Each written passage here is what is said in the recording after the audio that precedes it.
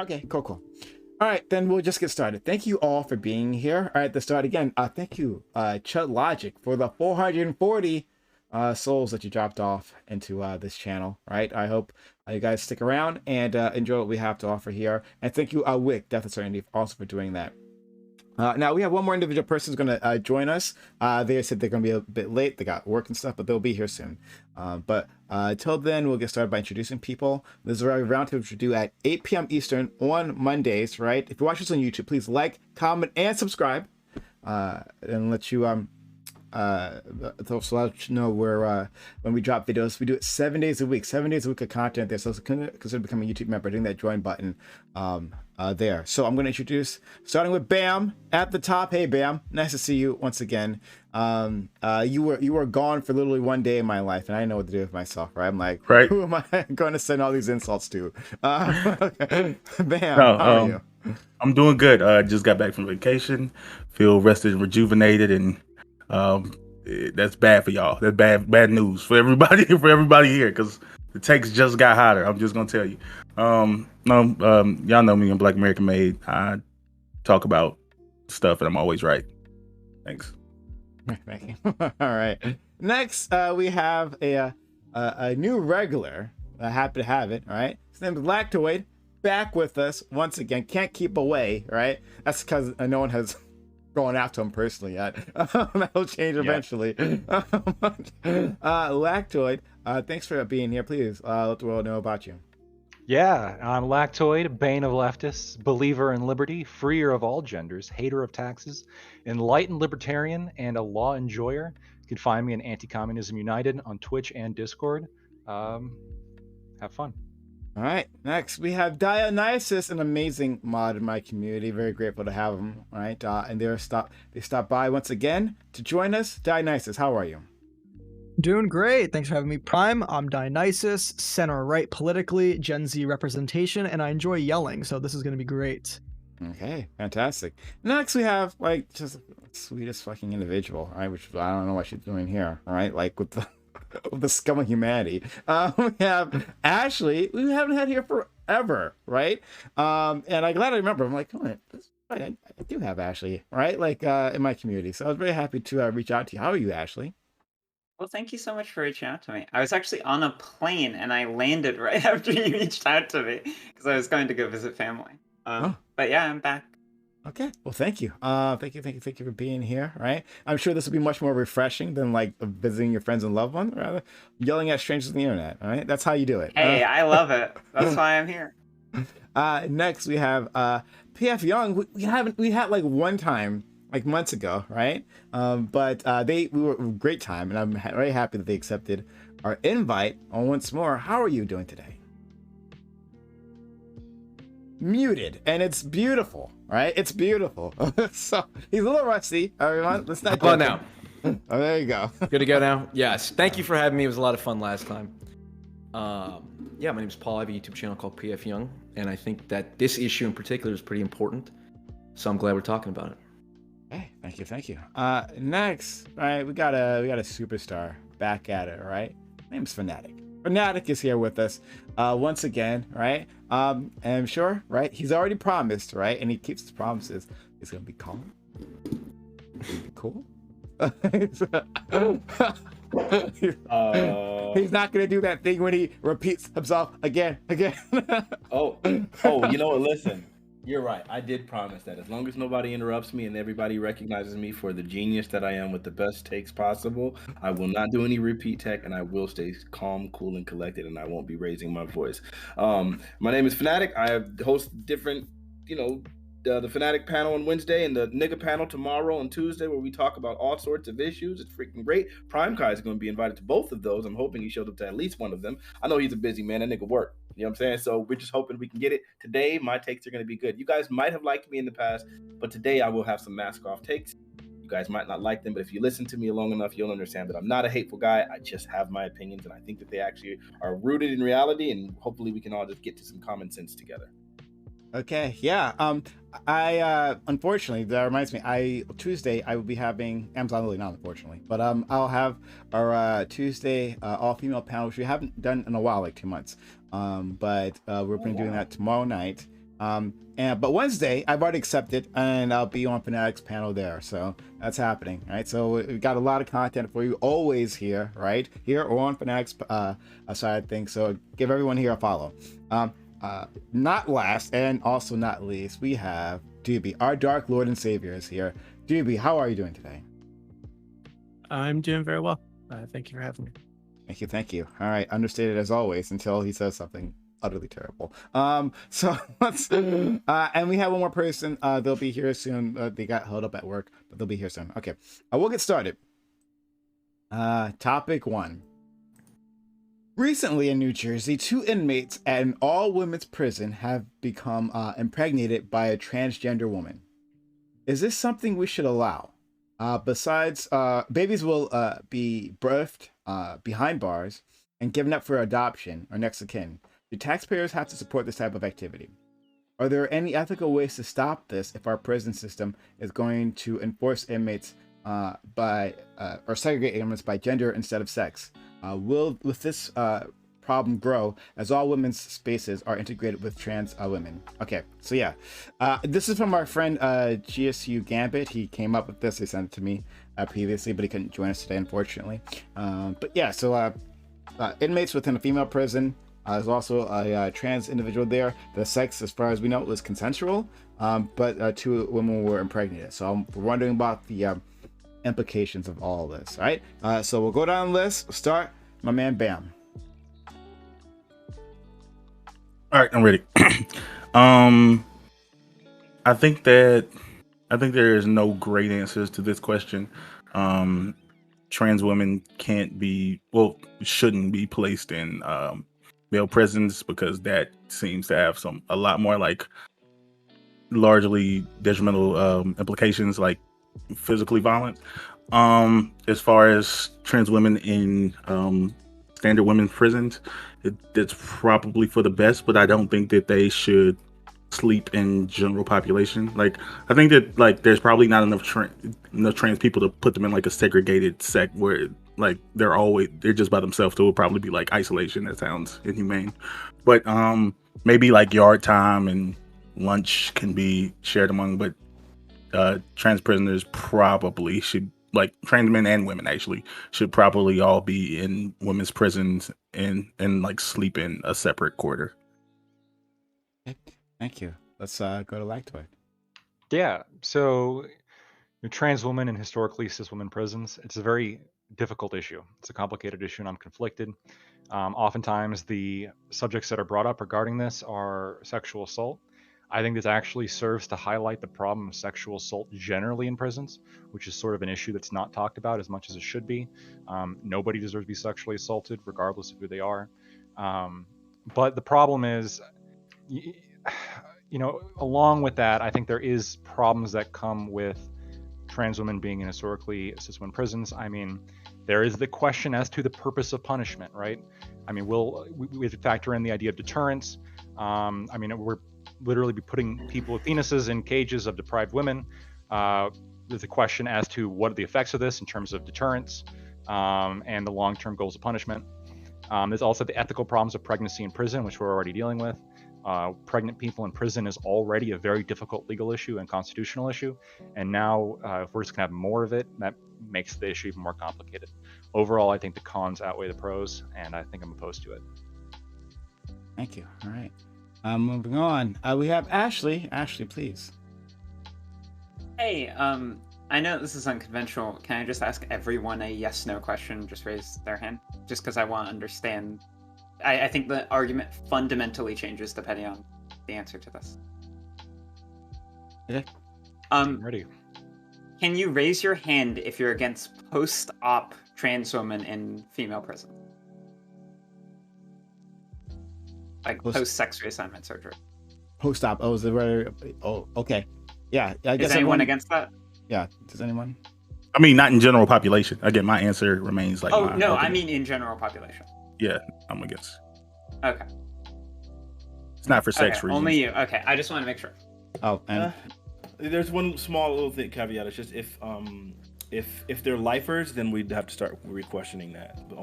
But yeah, if they're not lifers, like then yeah. Okay, sorry. I just wanted to make sure of that because if it was a broad thing, then the entire conversation changes.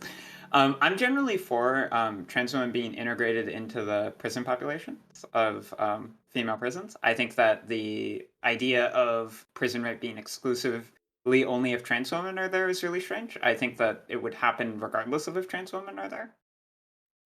So no, I'm just saying. I think that like this is brought up whenever trans women are mentioned a lot in female prisons, but I do think that this is an issue regardless. I also think on the issue of sex, we actually should be asking the question instead: is sex in prison bad? And if the answer is yes, then we should consider lesbian populations within a female prison and homosexual male populations within a male prison, and we should consider how we would handle those and what we do with those. And if we say that's good, then we should probably provide some sort of safe options. I don't think anyone would say it's good. I'm generally of the take that's probably not good, but yeah. Thank you. Paul. Yeah, so the simple answer is no, I'm not for certainly someone who identifies as a female being put in a female prison.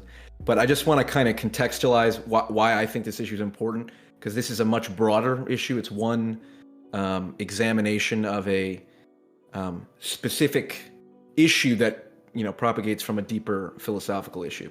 So I think the reason I think it's important to talk about this is because I think that the biggest barrier to acceptance of transgender people is the fact that society will associate transgender people with the most absurd, extreme, and admittedly it's far left ideologies in terms of, well, simply identifying as a woman, that's enough to make you a woman, therefore you belong in a woman's prison. It's like, that's language games, that's nonsense, it's a denial of reality.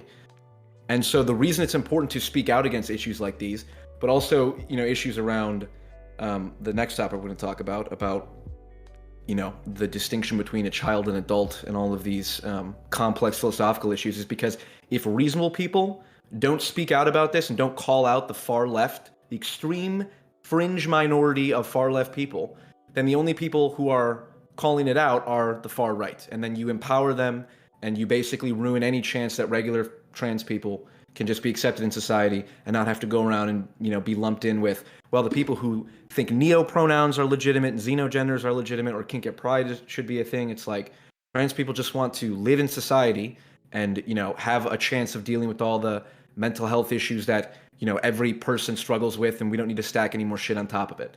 So I think it's important to speak loudly against this issue and not at all even consider, well, you know, if someone says they're a female or a woman, that's good enough for me, we'll put them in a female prison. It's like, that's fucked up. I think it ruins the ability of transgender people to find acceptance in society. And so that's why it's important to speak out against it, in my opinion. Hey, hey, we'll go to Dionysus. Dionysus, I put you later on the list because, you know, the crowd desperately wants you, so we want to build anticipation, right? And so that's why I went past went to Lactoid and then Lux, right? You know, I just wanted to get them pumped. So now we'll give the crowd what they want. Dionysus, please go. Okay, well, it's, you know, it's not shocking to see my shithole of a state has one-upped itself. So fuck no, we shouldn't allow this. I'm sorry, the TERFs were right, 100%.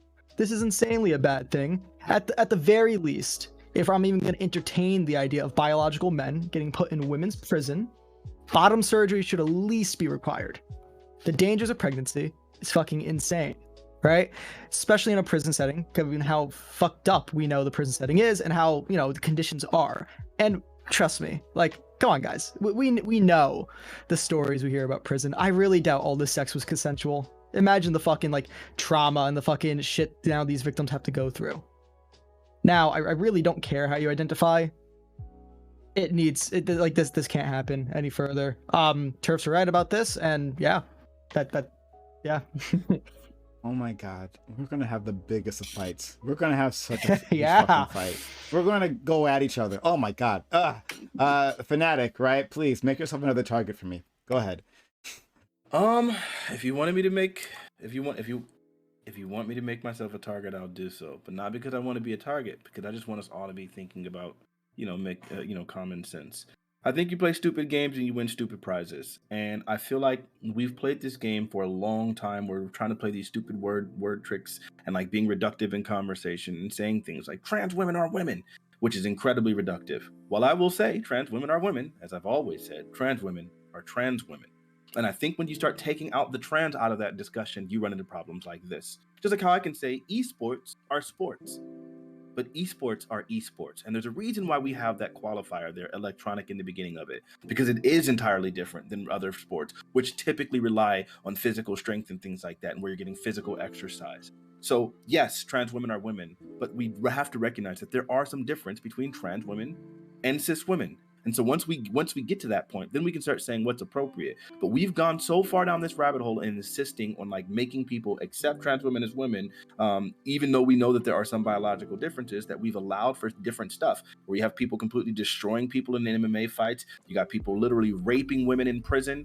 You got people, in this case, impregnating people in prison. There's just so many. The whole turf argument about specifically that trans women are encroaching on women's spaces, when we already know that places like prison are inherently vulnerable, and people using the idea of being trans sometimes just to exploit getting there, right? There were cases where a person literally just lied and said he was trans, wasn't actually a trans person, but just claimed to be trans, and then therefore was able to exploit women and rape women inside of a freaking prison. Or the trans man that claimed to be trans, the trans person that claimed to be trans and then went into a woman's shelter and raped several women in a vulnerable place in a shelter. We see too many cases of this kind of stuff, and we're always going to ignore this and try instead to strawman it to an argument of, oh, you guys are just saying trans people are rapists. No, what we're saying is that non-trans people will abuse the inherent nebulous nature of being trans to be able to prey on women in vulnerable spaces. And we're seeing it happen over and over again.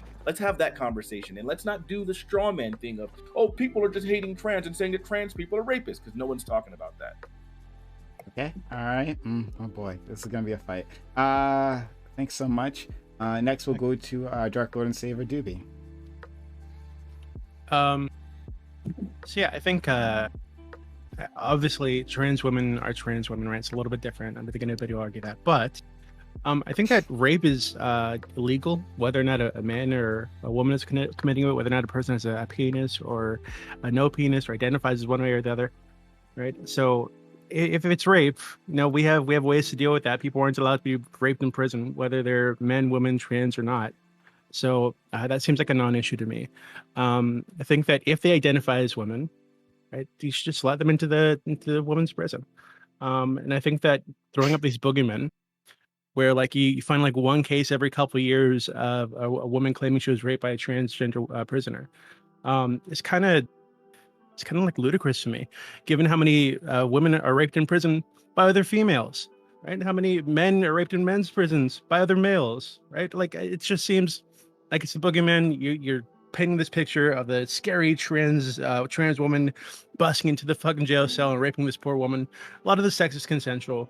I don't think you guys would advocate for saying that prisoners can't have sex with each other. So whether or not there's a dick involved seems kind of irrelevant. So I don't know. It just seems kind of silly. Kyo-san, my man, is here with us. Thank you for stopping by. I'm a fucking deer in the headlights right now. What have you done? Yeah, right. I know. Oh, sorry, y'all. I literally just came off work, so hopefully this isn't too bad. Just double checking. Because do pretty much, from what I can tell, do we pretty much now? Topic 1: trans women in prison. Yeah. Just trans women, like Doobie's pretty much right. I don't know. But like I could be wrong unless I'm missing something. But like, it's alright, cool. Like, fucking women, go women's prison. Fucking cock or not, rape still happens. One of them involves pregnancy. That makes it a little bit more difficult, but whatever, it's pretty cash money. I'm just a deer in the headlights, okay? Fucking So I'll say this as well. Yeah. Unfortunately, I have to agree with Doobie's fucking right. Oh my god, it burns. But like, it's amazing to me. It's amazing how all of a sudden we care about like a female assault in prison, right? When it's done by trans individuals, right? And that's the boogeyman. Like, well, no, it's first of all, in this particular case, as far as we know, it was consensual, right? Dionysus is just making that leap, right? Oh no, it probably wasn't. Just saying. Literally no idea. All we can do is go on the reports that this is consensual, right? So no reason to raise the specter of a rapist here, right? So there's that. But women get assaulted literally all the time by other prisoners, right? And guards do it constantly, and then this happens in male prisons too. The point is, the American prison system is extremely brutal to everyone.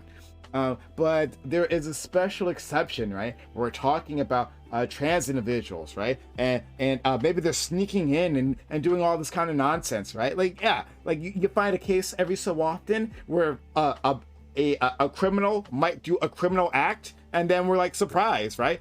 It's extra surprising because it's trans individuals. So yeah, I'm not for this. We're gonna have a big fight about this, everyone. The reason I didn't get to say that because brain's clicking. This is the real take behind this is that it's just squad fucking W. Nobody gives a fuck about rape in prison until it involves a woman with a man, okay? Women's rape happens every fucking day. Men's rape happens every fucking day. And you know what happens? People encourage it. People are like, fuck yeah, he went to prison and got raped. Looking forward to seeing that dude get fucking raped. Looking forward to seeing that dude's asshole getting torn open by a fucking phallus. Hell yeah, brother! Guess what? The second it involves a man and a woman, or a woman with a penis and a woman, fucking everyone cares, okay? Because men are left behind in society, right? Squad fucking W. That's the true take. I mean, Okay. sure, but we'll go to Bam and then Ashley. Yeah, the reason I answered that way I did for Ashley's question is because my position actually has nothing to do with rape. It's not about sex in prison. Like, rape is obviously a problem in prison, but that's not. I don't think trans rape is the big issue. I think the bigger issue is you're dealing with people who are going to have like physical biological advantage, like are going to be like a lot stronger, and we're not dealing with the when we're dealing with prisoners, we're not dealing with like society's best. We're not dealing with people who are like model citizens of society generally.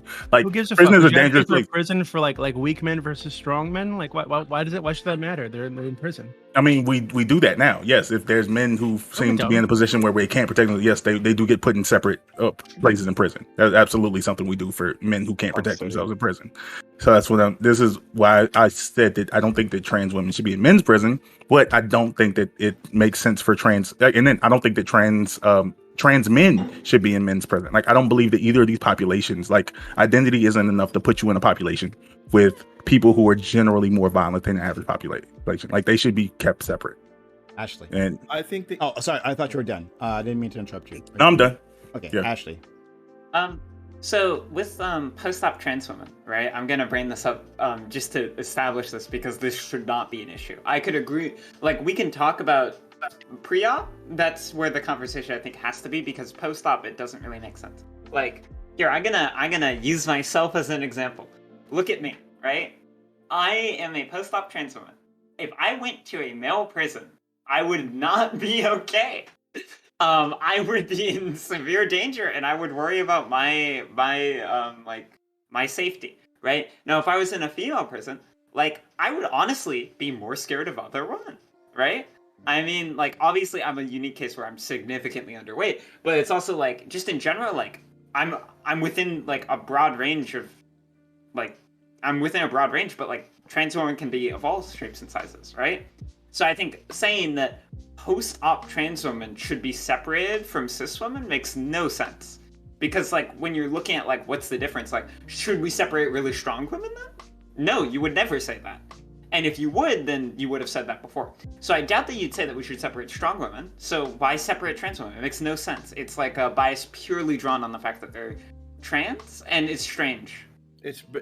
We already do this. It's not just based on the fact that they're trans. It's based on the fact that they're male. And I would also make the statement that, like, what's happening in these situations, like where you're saying, like, oh, if I was to go to like a prison, like, I'd be in like crazy danger land or whatever the freak you want to say. I don't think that that's actually true. Like, nowadays we've already obviously recognized where all these problems are when it comes to those things, and so now they put you in like a protected place. Like, you're already separated from the rest of the population. We say the same thing for police officers, right? Where at first people were making stupid statements like, like, oh, Derek Chauvin is definitely going to get raped and murdered in prison. And it's like, no, he's not actually. They're not going to ever allow him in the general population in prison, because if he was there, yes, he would be getting raped. If he was in somewhere like Brazil or some one of these other countries, yeah, he'd probably be getting destroyed. But that's not what's happening here. We already have protected populations within prisons, and so there are trans people in the prison right now that are literally perfectly serving their sentences, that are still in the male population, that are just in a separate place. We do it already in this country. Why does it make sense? So if you look at me, right, I'm gonna keep using myself because I'm obviously an edge case, but like I'm trying to push this.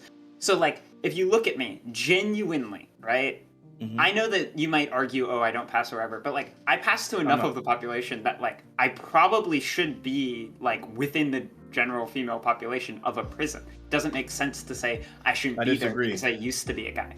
Would you put trans men? Would you put trans men in general population of a male prison? Yes. Do you think that's safe for trans men?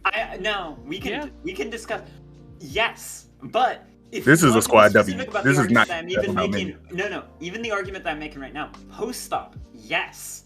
Post-op trans men would not be safe with like cis women. I don't get this argument. Like, if you're post-op, it doesn't make sense to separate you. But that's the thing. We're not talking. That's where the argument is. Hold on. At least deal with what I'm saying specifically. Not the alternative isn't putting them in general population of the other prison. I'm saying, do you think that they are safer in a separate section, a separate category, like anyone's within safer a prison? In a separate category. Like, if you want to draw this line, then anyone that's under a certain weight should be put in a separate category. Would you agree with that? Exactly. But we kind of already do this. We don't really. If you would be for separating prisons based on weight class, yeah, sure. But there's no point where trans comes into this. Let's go to Dionysus. There's like a level where the risk assessment is different. Let's go down the line. I'll put you on the list. We got Dionysus, Lactoid, Paul, and then Kill. All right. Yeah, so Kyo-san said earlier, it's like, Squad W is like, now we care about rape when it's between a man and a female. I mean, well, one, rape's bad in general. I didn't think we'd have to fucking say that. I thought that was obvious. Two, this is specifically worse. Come on, Tim. Come on. Okay, this is specifically worse That's because 2 women are now pregnant, right? This is easily fucking avoidable. Also, I mentioned rape because earlier in the group chat, Fnatic did drop a link to an Illinois case of a woman getting raped by a transgender inmate.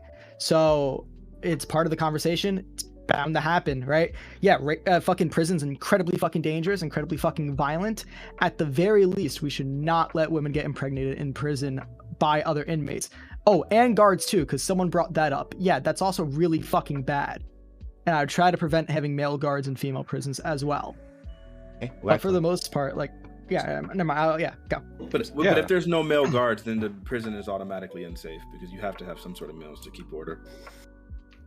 Okay, deal with that later. Lactoid. I don't know about that one. Okay. Yes and no to that. So, yeah, no, I worry about safety. Right, of course. I mean, like I talked about, right? We need to do generally more to protect people, all inmates, from sexual assault. It's not acceptable how often this happens, especially among male prisons, right? It seems to be pretty common. People laugh about it. Don't drop the soap. It's kind of fucked up. At the same time, though, I think there's a lot of good points being made here where, transgender topics come with unique issues. And these issues need to be independently considered, such as pre-op, post-op, general risk, pregnancy, these kind of things, and not just hand-waved away, right? Like I feel some people on this panel are doing. If you support trans women in what's historically been cis women prisons, for the logic I've heard so far, I mean, I'm curious, do you have any problem with why not just have gen ed or co-ed prisons at this point, right? Why not just have, all men, all women, just all one big population? If your logic is sound, you should support that, right? That's not so, the logic. Lactoid, the big point that I've been trying to push is this conversation, to have any higher level conversation about this, we need to agree that post-op trans women should be fine in a population. Right, and I agree, but I guess I was referring more to Kaio-san and maybe Prime a little bit. I'm not quite sure, but it seems our logic you were putting forward, co-ed prisons. Why not just have that instead? I'll be straight up. This is one of the topics. There's a handful of topics where when you're talking about trans issues, it's really fucking fuzzy and hard. It is really difficult, right? And some people just would want to pretend like it's not. And it's really strange. I'm not going to sit here and pretend like it's not. I'm not going to sit here and pretend and bullshit. You be like, fucking safe. It's fine. What are you doing? Fucking rhinoid? Like, nah, I'm not going to fuck with you like that, right? Because it's not how it is. Like this, I think trans women in sports is fucking difficult. There's like a handful of things that like, we have to analyze like what's going on, why we do things. Can we make it safer? Like, I think like the lens that we look at where we look at it like pretty exclusively instead of inclusively is a bit weird. You know what I mean? Like shifting our focus on how we frame things, I think is important. Me personally, it seems like the reason why we separate prison populations, right, is one, sex, I guess, is physically a lot more empowering over the other. And in a space where you're dangerous, right? We have other people who are dangerous, who are dangers to each other, who while we try to mitigate that risk as best we can with like prison guards, fucking routines, whatever, right? A lot of those safety systems fail. We understand that. And the American prison system just isn't that great in the first place. Like everyone here would probably agree with that. But it seems like there are certain levels at which we can like mitigate these risks. Would I just have someone who fucking identifies like a certain way just drop straight into another fucking pop? I'm not sure I would. I don't know. Like maybe that's like a conservative take. But like, that's our take. If you're like, pardon? That's the fundamental issue. Identifying. But like obviously like Ashley's right as well, right? Like there's like a line at which we would agree that it'd be just downright brain dead to put that person in the other pop, right? Well, and should we overdo these risk assessments for people with trans? I'm not sure either. Like that's the fundamental issue. To Fanatic's point, you can do case by case basis. So in the case of Ashley, or in the case of like Derek Chauvin or whatever, it's like there's some exceptions you can make on a case by case basis. But the broader issue, and you pointed it out, and this gets into the fundamental issue underpinning this, which is defining, at what point is a trans woman a woman or whatever. It's like if a male sex offender, is brought to court and he says, hey, I identify as a woman. Anyone who thinks that he should then be put in the female prison, I think is I don't think, does anyone believe that here? I think that's laughable. But that's asking a different question. It doesn't matter if they're a woman. Absolutely not. You're No, it doesn't make them not a woman. You're trying to figure out, because there's a big fuzzy zone, right? And what we were trying to do is stake out sort of lines where we agree there's like a big square where we can sort of have the fight in, as opposed to like, and finding agreeable points where we would all say this would be silly and this would be silly, and then we can sort of narrow it down. It's not out of the way. Exactly. Like, it's not about, but I'm saying it doesn't matter how much of a woman they are. They can be as woman as they want to be. No, it doesn't. I would say, just because they're a woman doesn't make the rest of the population safe, and it doesn't make them safe. Okay, so are you in favor of Hold on, Paul? I want to ask let Ben me a give question. two examples. Can I ask one question? I cut off Paul. Please, I just want to ask a question. It's literally your turn next. Paul. Thank you. This guy's excited. Okay, you can do two examples. Okay, so Ashley, okay, it's like, I think she belongs in a female prison. She's post-op. It's like, that's a reasonable case-by-case exception you can make. But then what's the other end? The other end is a male who just says, I'm a woman, therefore I belong in a female prison.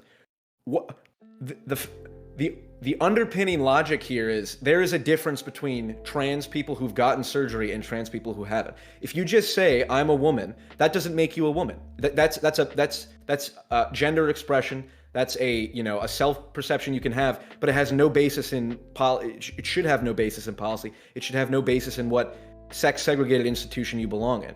You should go to when institutions are sex segregated, like prisons or sports, which I assume everybody believes there is some value in sex segregated institutions.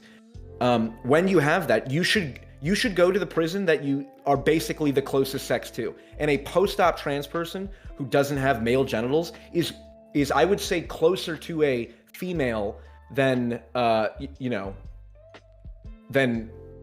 is more like a female than they are a male, given that they don't have one of the fundamental markers of a male anatomy. So this is about sex. This is about what sex are they most like. It doesn't matter how you identify.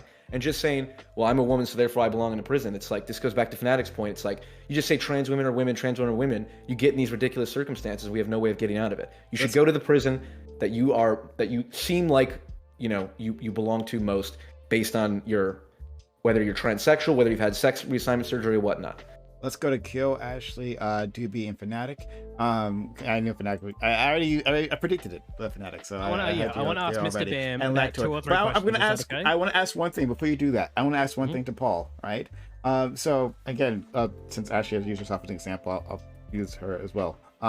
But if Ashley was pre-op, right, would that drastically raise her risk to other inmates? Right, might raise her risk to herself, like being there in the female space. But like, if you had your penis, Sure. but, like still Yeah. the same build, same 100%. everything. Yeah. Well, again, it's to her point. It's like if you're just like, what if you're a really small person? You know, it's like, well, should we have separate prisons by weight class? It's like, yeah, probably in an ideal society if we had enough resources, but we don't. Right? And every one of these problems could be solved if it was, well, if we had enough resources, we could give everyone their own cell and everyone got their own therapist and all this perfect, wonderful stuff. It's like we have limited resources and we have to decide what to do with it. And I don't think co-ed prisons or just allowing anyone to go into whatever prison they identify with, if our only option is allow that or keep it the same, allowing that will only make it worse. And if those are only two options, I don't even know what our argument is on the other side. Okay, so we'll go to Kyo, Ashley, and then we'll move on. Got a whole list. Okay, so Bam, I want to ask like 2 or 3 clarifying questions. First one is the mere fact that someone is born male, is assigned male at birth, right? Is this enough to warrant always having that? Or could we get medical technology to the point? So say we have people who are assigned male at birth or assigned female at birth who can take HRT that is so powerful that person would be identical to a biological woman or man. Would you agree then that those people can then go in those prisons? Sure, but it would have to be an across the board thing. Like I don't think that us drawing like a personal line on who's woman enough, like based on like the genetics that they happen to fall into is a good way of solving for this. It would have to be some technology that makes us where across the board they're within like the physical capabilities of cis women, like, and not just the high end. They come pretty close to those physical capabilities.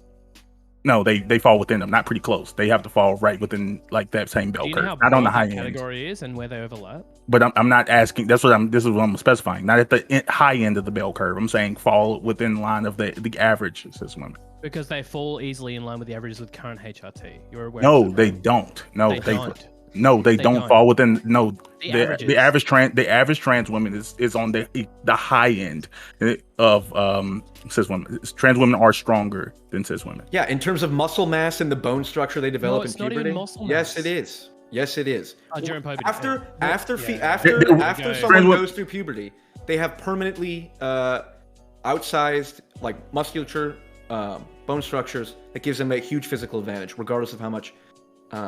What do you mean by bone post-op?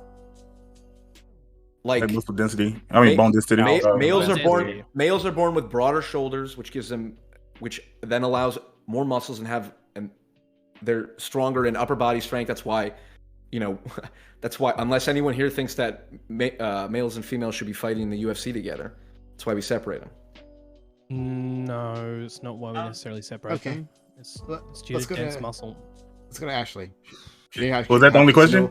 Ashley has no. So I just wanted to know if there was any point at which you would change, like, because it seems like you currently, and I could be wrong, would probably I would probably guess overestimating a little bit or underestimating, because I would say that like HRT puts people pretty comfortably within the realms of average. Maybe if you're looking at average being like 50, maybe puts them at 52. Maybe, but for your average person, it absolutely does. Okay, we're getting bogged down. Why don't we just agree? Hold on. Why don't we just draw a line and just walk it back and see where everyone agrees? Does everyone agree that a male sex offender who has no history of gender dysphoria, who says I'm a woman, that person does not belong in a woman's Yeah, of course. We all agree. Does anyone disagree? To be clear to your point, prison is going to select for the worst people. This isn't like a sports discussion where we're talking about people who are selecting to perform, where you have that confidence to say people generally aren't going to do that. Like, prison is selecting for the worst population, to your point, right? Sure. So we all agree that no one who just says I'm a woman belongs in a woman's prison, right? Sure, there should be a higher standard than that. Okay, no one disagrees. So then, but you agree that we take the extreme. You agree the opposite is right, yeah? What's the opposite? Pardon? That like someone who has been on HRT for a long time, who's post-op trans. Sure. Yeah, I think it's reasonable. Doing FFS, SRS, yeah. Yes. I disagree. I disagree with that because now I think we're just like having individuals pick a line. Like I don't believe That's that. I think we need to make a rule. That's what we can do what every other organization does and draw a fucking line for that point. Like 2 years HRT, that's fine. Oh my god, stop it! Let's get Ashley in. I was just gonna ask, clarifying with Paul, but he's actually brought out a really good way of doing this conversation.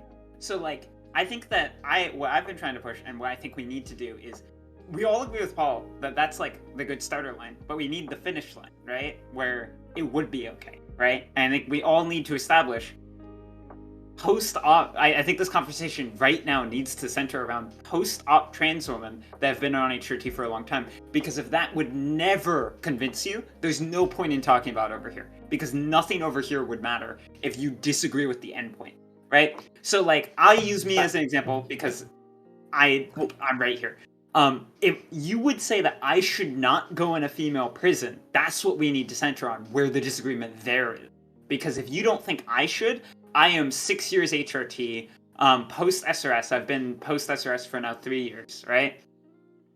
My issue is it feels really transphobic to say the otherwise. Like say that like, oh, you're like people who don't fit you, who aren't woman enough. So like you get to be a woman enough. But wait, just let me finish. The reason why your standards weren't enough was because like theoretically The Rock could be on HRT for 6 years and be post-op, and she would still be 230. Solid. Like that like your standards aren't enough to make it okay for all women. Still be 230 solid after 6 years. Wait, but why does it matter? Right? Why does do we just not like bam? If there was like a woman who's like if there was a woman who's like a fucking weightlifter, right? Like a fucking like professional like weightlifter. If she committed a murder, would you not put her in the female prison? Again, can y'all deal with what I'm saying? I don't know why. Wait, hold on. Why can't you just answer that question? Because if the answer is yes, the issue isn't so much the muscle mass or any of that shit. It's really simple. The reason why we care is because even when we're as a society doing something like taking away someone's freedoms, we still have to like contend with the idea that if we're exposing someone to an environment which is going to be inherently toxic, like inherently more toxic than than it is for everyone else, that we as a society still have some impetus to protect those individuals. And so what's happening is, so like we've already seen, like when we put police officers, you've been convicted of a crime, but simply by the fact that you were a police officer, that means you are now significantly more at risk, because prisoners will directly target you just by the nature of you having previously been a cop. So then instead of us saying, hey, we're going to put you in prison, which is basically a death sentence, right? And it's going to be like some de facto death sentence. Instead, what we'll say is people like that, where we know that these are already ruffians that we literally can't control and insist that they like follow the law, then it's probably more reasonable than not put them in that environment so that they can actually live out their sentence. It's the humane thing to do. In the same sense, we obviously recognize that the same thing is when it comes to like sex offenders, when it comes to like pedophiles, when it comes to, which is another form of sex offense, when it comes to vulnerable people within these populations, we create distinctions in order to protect them for a purpose of being humane. So in the same sense, if you were to put someone like her inside of a freaking male prison, you would put them in that prison with the rest of the protected classes, and those are the options that you have. Again, it's not sticking her in general in general population male prison. That's not the argument we're having. Can Ashley be victimized by people in those special populations, though? Yes, and just as much as she could be victimized by people inside of the women's population, that's not raising up an actual like contention. Yeah, because but what you're basically saying is, well, there's still a risk, and there is a risk period going to prison, even within a protected population. In certain cases where there's like actual prison uprisings and riots and things like that, then these people are still disproportionately more at risk. You're already at risk just for being trans. You're at risk for going to prison and being trans. Like these things start all working concomitantly to create a whole high risk sandwich or what a volcano. So instead, what we do, and again, the reason why I feel like your question, Ashley, and using yourself is such a terrible thing to do in a conversation is because there are God knows how many different people that don't fit the bill. And whenever you're doing bills, you don't build bills based off of individuals. What you do is you build bills based on general ideas that you think you can broadly apply towards society such that they can be applicable. We're talking about like normative things that should happen in specific but cases. we also need talking about, but look at me. That's so bad for argument. No, this is so important because I am pointing to myself as like a prime example of somebody that wouldn't make sense to segregate. So what I'm trying to say is, if you would disagree with me in extreme case, we can talk about anything below me or anything above me, right? But if you would disagree with an extreme case, we need to establish why you would disagree with that extreme case, because the entire conversation is irrelevant if you disagree with like the most extreme cases. Because if we only deal with you, if we only deal with you, then with other trans women aren't. No. Do you just hear what Yeah, you said? just deal We're with not me. only dealing with that. But we're saying that other trans women aren't women enough. Then like that's not a good category. But we're trying to put this is like a philosophical discussion, right? In the end, it is. So we're putting an extreme versus another extreme, right? And we could fill in the lines between that. But if you disagree with this extreme, there's no point in talking about the lines in between because you're disagreeing with the extreme case, right? I understand. It's like a form of like constraint propagation in order to establish a limit. I get the whole purpose we don't of need it. to say that every trans woman on 6 years HRT and post-SRS would have to be like perfect. I'm saying for me, right? Like, okay, the problem is, okay, we've already answered your question, but once we start getting really stuck down and you haven't answered my question. I did. I literally answered your question. I said when you asked everyone to raise your hand, raise their hand. We did answer. We did raise our hands. And when you asked me specifically whether or not I would put you inside of the female prison, my answer was no. I would put you in the male prison, but in a separated population, the way we already do homosexuals, the way we have like a separate one for sex offenders, the way we have a separate one, whatever. We do things for police officers. We do things for protected classes within prison, and you would just be another form of protected classes. Yes, we've done 3 already. I don't know why your 4th would be the exception. I did answer your question. And now what I'm trying to hammer down is you and Bam are talking about how it's wrong so we can't have a conversation about the broader topic, which is what we're supposed to be discussing, because the broader topic doesn't matter. You've established your position. You are centering yourself at the center of a broad discussion such that we can't move forward to have the discussion, because you have to ask the question and not stop when we answer your question, but then start drilling down. So now you're centering yourself. And it's because this conversation isn't possible if you disagree with the endpoint. But we already told you. So you disagree with the endpoint. So we have to establish why you disagree with the endpoint, and we have to establish the endpoint. Because if you disagree with the endpoint, nothing beyond this is going to matter. We got to move on. Hold on. So hold on. So Doobie, I'm not sure if you got to really get to your point. Since you had been next on the list. After that, we'll go to Lactoid. Then Kill. Anyone else? Yeah, I mean, I think, like I said at the beginning, I think a lot of this is there's like this image that I think some of you guys have of like this Brock Lesnar trans woman, like busting into a jail cell and raping everybody, right? Like, and it's just not. There are prisons in the United States and in the UK where they've allowed trans women in female prison. They've allowed trans men in men's prisons. And this just hasn't been a big problem. Yeah, it happens sometimes, but prisoners rape each other all the fucking time. Right? It's bound to happen that at one point, either the victim or the perpetrator is going to be a trans person. Oh shit, fuck, shit happens. But this is already happening in prison between, same-sex people. So I don't understand why we make such a big deal of it. What makes this specifically so bad when a trans person is involved? And if the issue is that one of them might get pregnant, right, during consensual or not or non-consensual sex, provide fucking what's the word I'm looking for? Provide birth control. Fuck to the that. Inmates. No, why not? What makes this so fucking bad? Specifically, why we're talking about the New Jersey prompt and why half the question was based around what happens like with the babies and shit, and like the fact that now babies are involved in this, because that is specifically bad, right? On top of the risks already involved of being no. Wait. People don't use birth control as it is. Why? No, people don't use birth control as it is, or you just don't let, people who have the chance to have prisons. Would you? No. Wait, hold on. Can you just tell me why that's you a different fucking argument? That's a different fucking argument. That's a different fucking argument. Why wouldn't you provide them with condoms or whatever? Like male prisoners fuck each other in the ass constantly, right? Why wouldn't you give them condoms? And we're talking about this because what's specifically bad is now there's babies involved. At the very least, as Ashley brought up, should we talk about pre or post-op? Right? No, I think that's for pre-op. stupid. No, what do you mean? No, we're talking about why wouldn't we just do it with the baby? Say, hey, if you have a family member that's willing to take this, we'll give it to the family member while you're in prison. If not, then hey, here abortion's available to you. Like, what's the problem with that? This person probably doesn't want to have a baby that they had with another prisoner while they're in prison. Prisoners are already okay, so you don't let them have a baby. So you don't let the fucking trans people in the same pool. You don't think prisoners should be allowed to have sex, like consensually? They're restricted already. Why? What? They're restricted already. Hold on.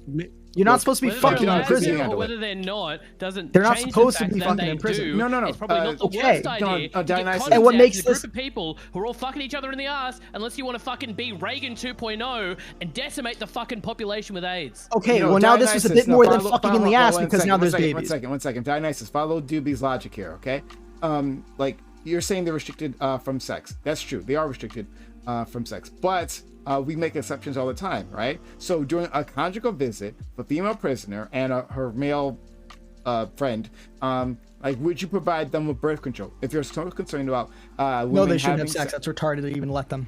Okay, so you don't even want Why? that. It's All not right. letting them, they're gonna do it then, anyway. and then one last thing though, right? Birth control is used for all kinds of things, not just reproductive health, right? It's Okay, used to that's regulate fine. all kinds If we wanna airdrop a package of condoms in the fucking male prison so the AIDS don't spread, I'm fine with that. If we're gonna airdrop a pack of condoms to make sure that female prisoners won't get impregnated, that's a fucking problem. You shouldn't have that problem to I'm begin talking with. about birth Wait, hold control. on. Can you? I'm really curious I'd about like to this address because, a like, couple points. you know, when I don't know about you, but if I haven't had sex for a long time, if I haven't busted a nut or two, right, I do tend to get a little tense, a little aggressive, a little annoyed. Right, there's some pain that happens, some aching. It's really fucking irritating. And you're saying that, hey, you're in prison, you can't bust nuts with other people. If you do, you know, I guess you're gonna give them more jail time. And so you're just like encouraging the situation. We have a bunch of like sexually frustrated people locked up together in cages. So And you're trying to say because you're expecting rape and violence like not to happen. Go up? Like, yeah, like why wouldn't you let them have consensual sex? Are you fucking kidding me, Doobie? No, I'm gonna answer the question. So because people can't be busting nuts and I'm not allowing consensual sex to happen in prison. why shouldn't between why shouldn't members, they that be able to violence is gonna have spike up. consensual sex? It's Why already shouldn't they be able to restricted. have consent? Why? Why should they? Don't tell Why me should what. they? Don't tell me it's already restricted. Because It's already they're human restricted. Why beings, should and they, human beings dude? get horny sometimes, and they're It's stuck already together for restricted and they years. still do. So Welcome why to not? drug war, fuckhead. Why not just let them? Why not just let them have sex? Why not let them do a bunch of shit, Doobie? Why do we Just restrict answer the prisoners I don't think at this is all? an. Why do we I don't think restrict this is prisoners at important. all? Why do you think they It's just shouldn't a be able to fucking have sex? stupid question. Can we You get don't back on have to topic? let- you don't I have wanna to go let back on people do it. topic. No, because Can we actually get a back on reasonable topic? question. This is part of the topic. It's his own He's question. It's his own upset. topic. He's upset when trans women with penises have sex with women, whether consent No, with like women specifically without like impregnate. whether or not they have a penis, right? Specifically And- impregnate. Wait, 'Cause hold that's on, what but the you're question was angry about about. the sex, And too, that was right? the So if the source that issue we is were just the given. impregnation, then why don't you want to give them fucking birth control? There's literally no way to ethically have like sex in I prison. literally Like how yeah, like there's- it, yeah, people there's would no be way. people would be like Yeah. pimped out. Ethically. Like they're like Ethically, really. it's something like we can try to like work our way around it, but like people would absolutely be getting pimped out, and they already are getting pimped out. So there's no way you could like consensually There's do no it. way to ethically have sex in prison. Yeah, Chase, you just, No! you just I can got have a sex couple anywhere things. now because now No. people can be pimped out all over. What the would you fucking do? place. What would you do? Walk up to the Those guard. We're going to the. We power want to go to the dynamics. sex Prison's not chamber. More money to my girlfriend. Oh God, it's not People ethical. fuck. I wanna- Yes, but I wanna address a it couple would be things. like it would be which I mean I guess we already have our feelings on sex work. We're pro sex work, but that doesn't mean that people aren't actually going to be getting pimped out. Like they're going to say they're in love. People fuck. Doobie. Yeah, this People is are how about do- sex. This is literally about people just. How do Yeah, you? sorry, People getting around horny you and fucking don't each fuck. other? How do you? Okay, this again. This is One dumb. second. We got to get some more people here. So, do we finish your point? Then it'll Lactoid, and then Paul. They've been waiting. And I'm sure Fanatic wants to jump back in because I can see him getting irritated by a second. Go ahead, Doobie. Finish your point. I would just really like someone to explain why we shouldn't allow prisoners to just have consensual sex and provide them with birth control and condoms and all this kind of stuff. Again, how would we ever define what consensual looks like? How do you know that someone actually agreed to Both this? prisoners First- say they want to do this. Hey, that's consensual. Sure, and if you don't, and one of them's gonna get shanked because this is the only way they have protection in prison. Like That's- we already that's have rape. That's not consensual. But that's what I'm saying. We Do can't do we define really this. need to go through the ABCs of consent for you? You can't actually don't, do like, this in understand prison. You like this is Yes, you it's fucking No, can't. he's Why saying can't there's no way to determine it. If someone comes up and says, "Well, yeah, we're both gonna have sex," it's like, well, how do you know that he wasn't coerced into doing There's it? no way to determine that outside of prison either. So you saying no. that There's we a shouldn't lot. allow sex There's at a lot all? more leeway outside of Yeah, prison. yeah, do that. it's way different outside Yeah, of prison. there's You're way not more. There's living way with more a guy who can opportunity. shank There's you. more It's different, opportunity but I won't tell you how. for exploitation outside of prison. Okay. Again, that's Okay. why this is a Prison not a pointless. special I place. think this is not Let's the go to fundamental Lactoid. question. Lactoid. All right. Lactoid. So Doobie, maybe so I'm gonna go through a few points. I've got a few points. I'll try not to gish gallop, but Doobie, this might answer your question, right? And I guess this is directed a lot to you, Doobie. I do think that policy, when we're talking about policy here, we're talking about what should be law, what should be policy.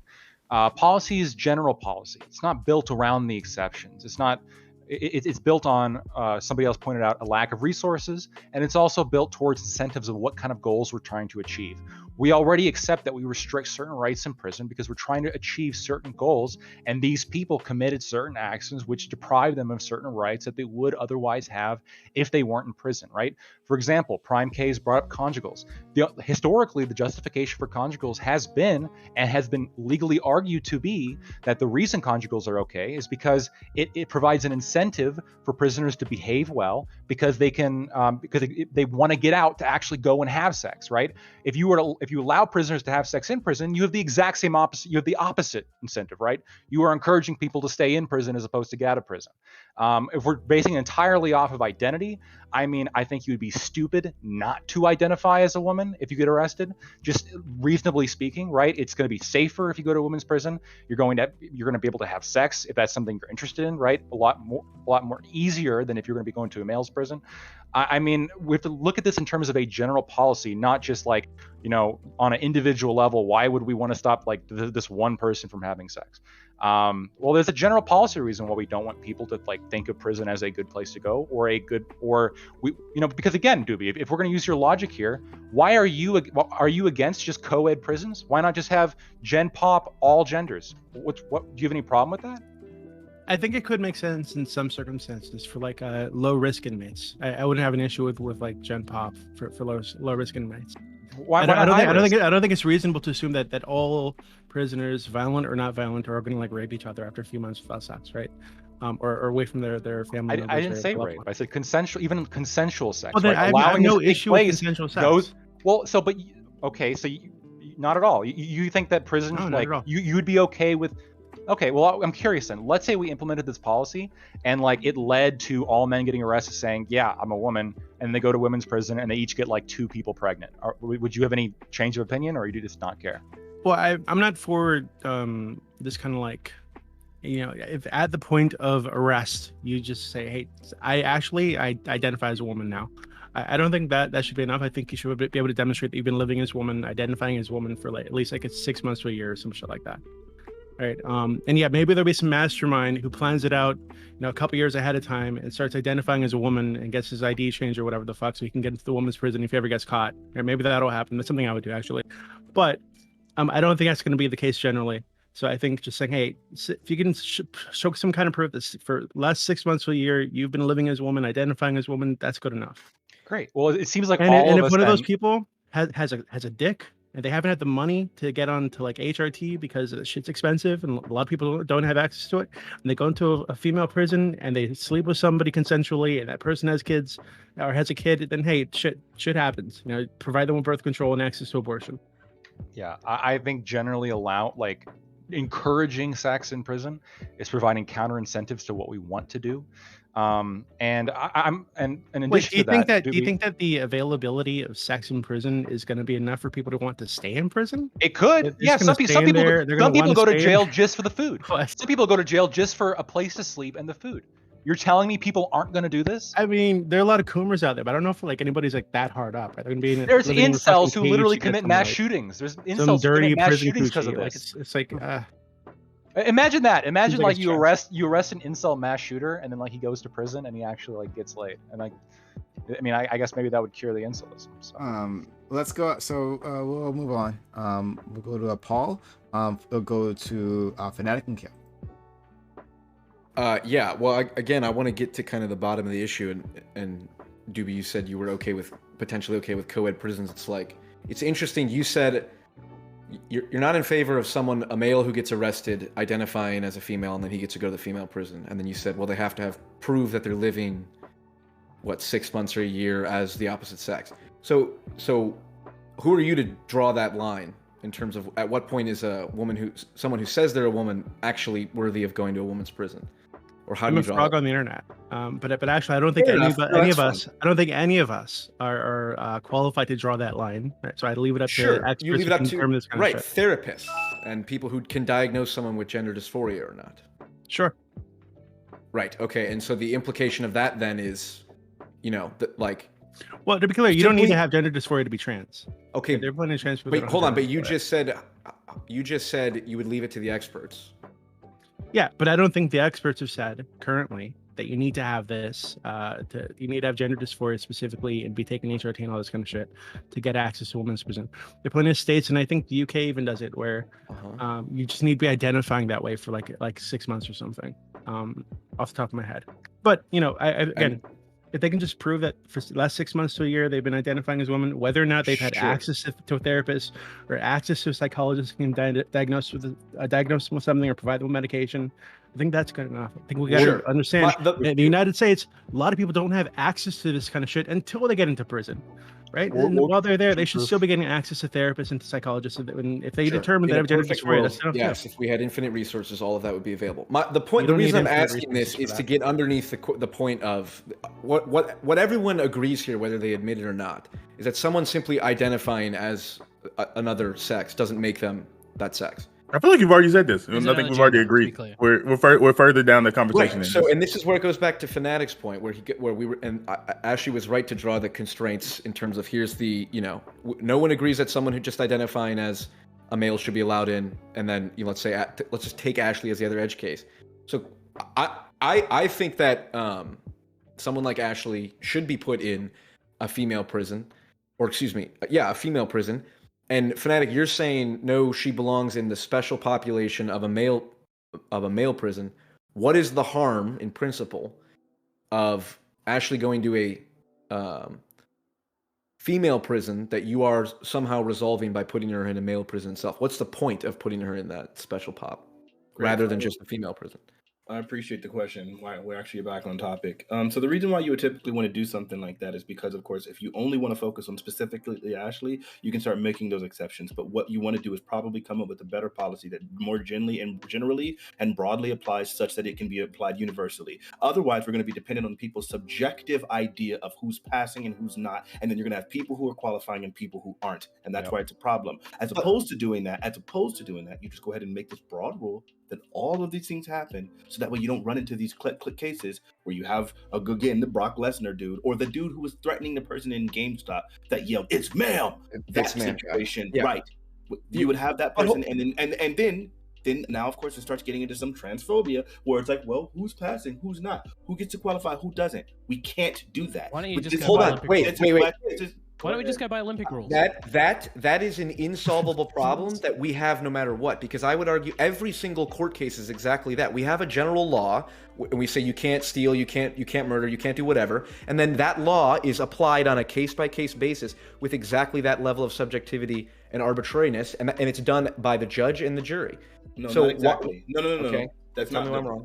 The sentencing is typically carried out by the judge, and the judge does have some discretion, and the judge is supposed to consider all sorts of extenuating circumstances, and with good reason, right? Because we obviously recognize that we're talking about human beings, and we're talking about laws that are supposed to control all these crazy interactions, right? Yeah. And so that it makes sense that a judge can be able to make the claim that, well, okay, listen, yes, you murdered this guy. This is one of those racist cases that happened where a woman literally has her sexual abuser of 20 years and finally rises up and kills the person, and it's well, no, it's murder. You did premeditate it, life in prison. But we can't the guy that shot the kid. Circumstances and so on. So we don't have to go into any more examples. My point being that there are examples where we can say where there are nuances that determine whether or not the law should be applied. We could be looking for degrees of malice and things like that. And all of those things are going to be discretionary and with good reason. I know you don't believe that we should just broad stroke apply all these things across the board. Now, that's very different. And even within that system, we obviously have sentencing guidelines. We have an entire sentencing. We have an entire sentencing commission that was literally created because we recognize that too much discretion on any person is obviously problematic and can lead to really, really